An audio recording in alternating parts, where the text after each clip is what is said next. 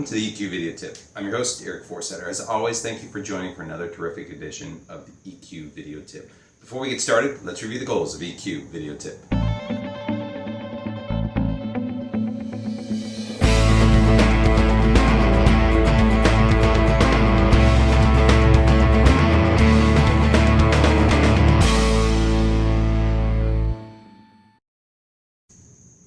What's on tap for today? We've got a great story, and it comes to us from Eric Barker. And this article is about the best ways to get big projects completed. And these are secrets that come from research.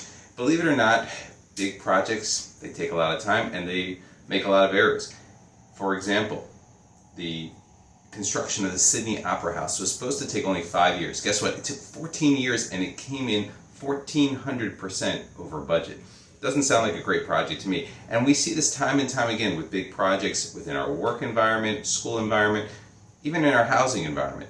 We try to accomplish too much and we don't put together the right plan and the right ways to ensure the budget and the project come in on time, or at least close to that.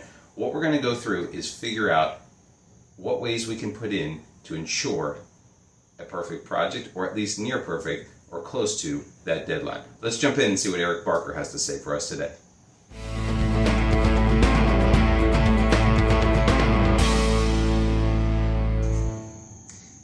Tip number 1, ask why. It sounds very simple, but you need to know and have a clear sense of why you're doing this. What's the benefit, what it entails, and what the goal is, and then you need to stick to it.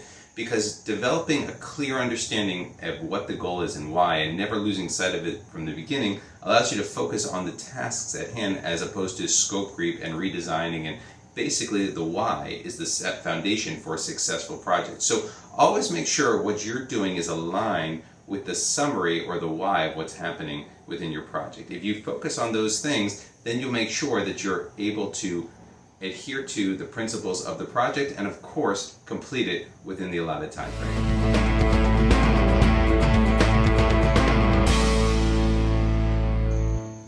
Tip number 2, beware of optimism bias. And we are way too optimistic as a species, believe it or not, according to Eric Barker, because studies show that we think we know the answers, and most of the time we go with the first idea that comes to our head, and we have that optimism bias. Even if you're a pessimistic person in nature, you still have some optimism bias because you have a way that you think is right and you're going to follow that way. And what happens is, classically, our decision theory says, hey, we weigh all the options out there, but in reality, according to work by Gary Klein, it shows that we don't actually think that way. We get that first idea, and that first idea kind of sits in our brain and says, you know what, this is where we're going to go. So instead of doing that, don't just go with your gut. Remind people that you actually need to take a moment and weigh all the different options out there before you go and make that decision. And when you think about the decision, decide if it's a one-way door, meaning once you make that decision and lay the foundation, say you're building a house, you're pretty much set, or a two-way door. Hey, I'm deciding which handles to use on a door.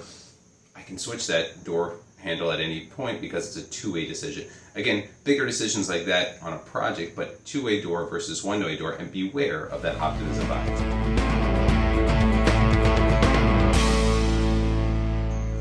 Tip number 3, and these are 2 combined in one. Take an outside view and think slow but act fast. When you take an outsider's view, you look at the project and say, hey, this project is different, it's special. You might be thinking that, but when you should be thinking is, no, there's uniqueness to it, but projects like this have been done before. There's maybe a project manager, there's different people on it, and maybe I can get information from other groups that have either succeeded or failed during these projects so I can understand it. In doing so, you can think slow, but then act fast. Most people say, hey, I want to have bias for action, I want to go quickly and do the thing, but sometimes it takes a moment to actually think about the problem and understand how you're going to solve it before running to a solution. In doing so, you can figure out that the process is more important than actually doing the work. For example, working backwards and creating a document to understand what you're solving for will help you and give yourself a reality check of what you're going to do, as opposed to just jumping in and trying to solve the problem. So remember, take an outside view, think about who's helped you or who can help you because they've had experience like that, and think slow, but then act fast and use that bias for action.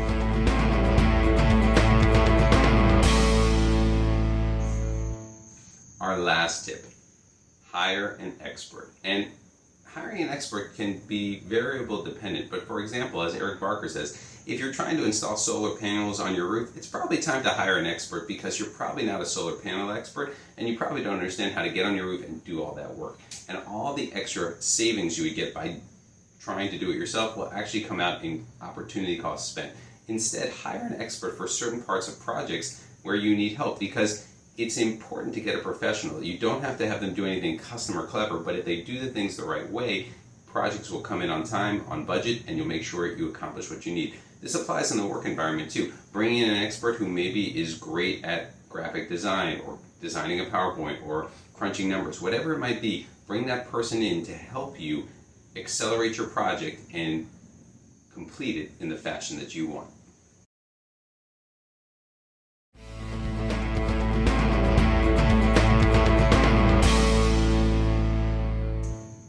That's a wrap for this week's EQ video tip. Remember, use these tips to help your projects come in on time.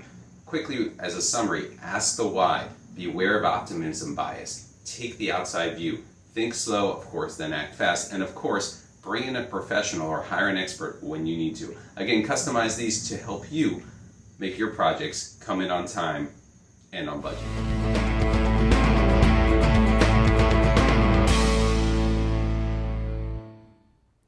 So that concludes our EQ video tip for today. Try incorporating some of these tips into your daily routine. But remember, use what works best for you and personalize it for yourself. Thank you always to our great research team for providing us with some great tips today. As always on EQ video tip, we want to end with gratitude. So thank you for watching. We really appreciate it. Here are some resources that you can use if you want more information on EQ going forward. Thank you again, and we look forward to seeing you in the next episode. Thank you.